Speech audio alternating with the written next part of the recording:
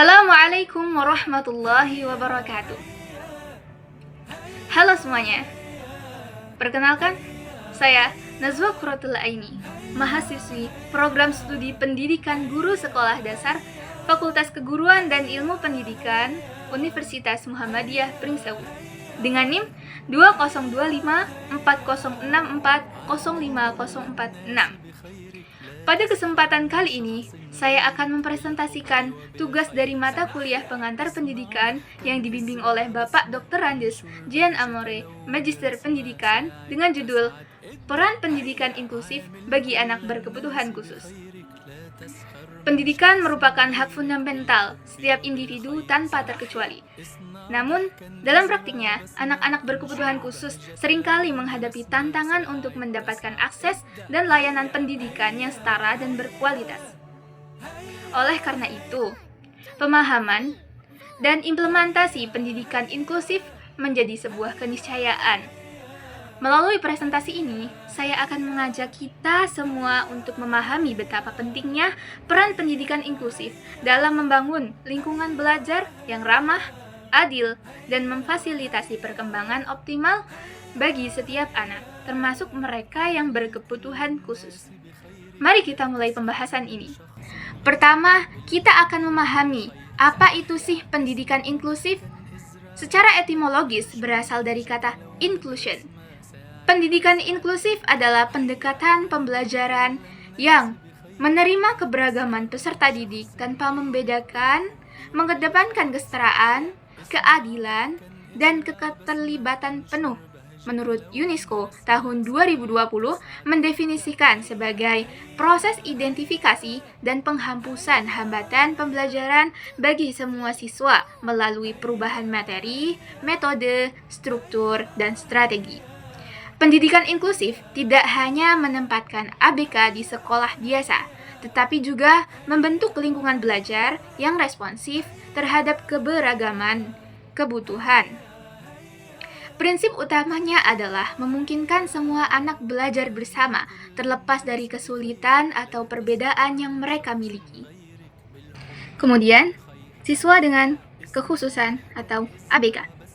ABK adalah anak yang memerlukan layanan pembelajaran khusus karena menghadapi hambatan dalam proses pembelajaran dan perkembangan. Kategori ABK meliputi disabilitas fisik atau tunanetra, tunarungu, tunadaksa, disabilitas intelektual seperti tunagrahita, kemudian disabilitas sosial seperti tunalaras, kemudian gangguan perkembangan atau autisme dan ADHD, dan kesulitan belajar spesifik, kemudian disleksia, diskalkulia. Menurut Edward, ABK memiliki ciri khusus yang membedakan dari anak lain pada umumnya, tanpa harus diartikan sebagai kekurangan. Kementerian Pemberdayaan Perempuan dan Perlindungan Anak Republik Indonesia tahun 2013 mendefinisikan ABK sebagai anak dengan keterbatasan atau keunikan yang berdampak signifikan pada pertumbuhan atau perkembangannya. Yuk lanjut ke efektivitas pendidikan inklusif di sekolah-sekolah.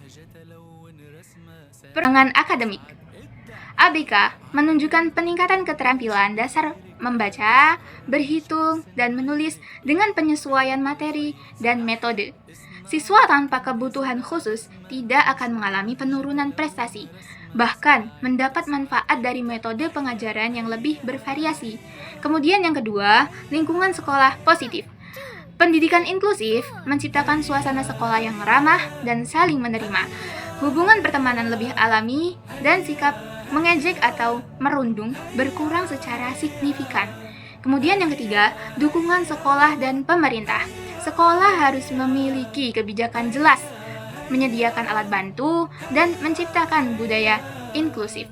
Pemerintah daerah perlu memberikan pelatihan dan memastikan sumber daya memadai. Yang keempat, perkembangan sosial dan emosional. ABK menjadi lebih percaya, mandiri, dan terampil bergaul. Siswa lain menjadi lebih pengertian, sabar, dan menghargai perbedaan, serta belajar bekerja sama dengan semua orang. Yang kelima, kemampuan dan kerja sama guru. Guru kelas perlu memahami cara mengajar yang menjangkau beragam gaya belajar. Kehadiran guru pendamping khusus atau GPK yang terlatih dan kalau kolaborasi GPK dengan guru kelas sangat penting. Yang keenam, kurikulum dan penilaian fleksibel. Sekolah dan guru harus dapat menyesuaikan materi pelajaran dan tugas. Penilaian hasil belajar harus berfokus pada kemajuan individu, bukan hanya perbandingan yang standar. Yang selanjutnya adalah tantangan dalam penerapan pendidikan inklusif. Yang pertama, tantangan konseptual dan sikap. Pemahaman keliru bahwa inklusif hanya untuk disabilitas, stigma, diskriminasi, dan kurangnya kesadaran akan filosofi inklusi. Yang kedua, tantangan sumber daya manusia. Kompetensi guru yang kurang memadai dalam pedagogi inklusif, mindset pendidikan yang menganggap ABK tanggung jawab guru khusus, dan kolaborasi yang lemah. Kemudian, yang ketiga, tantangan infrastruktur dan sarana. Banyak sekolah belum memiliki fasilitas ramah difabel, minimnya alat bantu dan teknologi asistif, serta rasio guru-murid yang padat. Kemudian yang keempat, tantangan kebijakan dan administrasi. Regulasi yang tidak konsisten, anggaran terbatas, dan sistem pendataan ABK yang belum akurat. Kemudian yang kelima, tantangan kurikulum dan pembelajaran. Kurikulum nasional yang kaku, asesmen standar dan tidak mengakomodasi keberagaman dan model pembelajaran konvensional. Strategi meningkatkan penerimaan siswa berkebutuhan khusus. Yang pertama, tingkat sekolah dan kebijakan. Kebijakan dan iklim inklusif, menyusun visi, misi, dan tata tertib sekolah yang mencerminkan penghargaan terhadap keberagaman, anti-diskriminasi, dan kesetaraan. Kepala sekolah menjadi teladan. Kemudian, sosialisasi dan kesadaran. Mengadakan kampanye kesadaran, simulasi tantangan disabilitas, dan mengundang tokoh inspiratif. Kemudian yang kedua, tingkat kelas dan pembelajaran. Pembelajaran kooperatif dan kolaboratif, menerapkan model kelompok heterogen, program teman sebaya, dan proyek kelompok yang menghargai keahlian beragam. Kemudian, pengajaran nilai sosial, mengintegrasikan materi, empati, kerjasama, dan anti-bullying dalam mata pelajaran atau bimbingan konseling. Kemudian yang ketiga, interaksi sosial dan dukungan teman sebaya.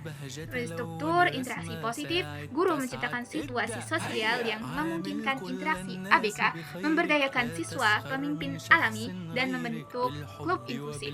Kemudian yang keempat, keterlibatan warga sekolah dan orang tua. Pelibatan dan edukasi stakeholder, komunikasi rutin dengan orang tua siswa reguler, melatih seluruh tenaga kependidikan, dan menciptakan forum dukungan bagi orang tua ABK. Kemudian yang kelima, penguatan diri ABK, membangun kemandirian dan kepercayaan diri, memberikan kesempatan ABK menunjukkan bakat, membantu mengembangkan keterampilan sosial, dan memberikan tanggung jawab kelas.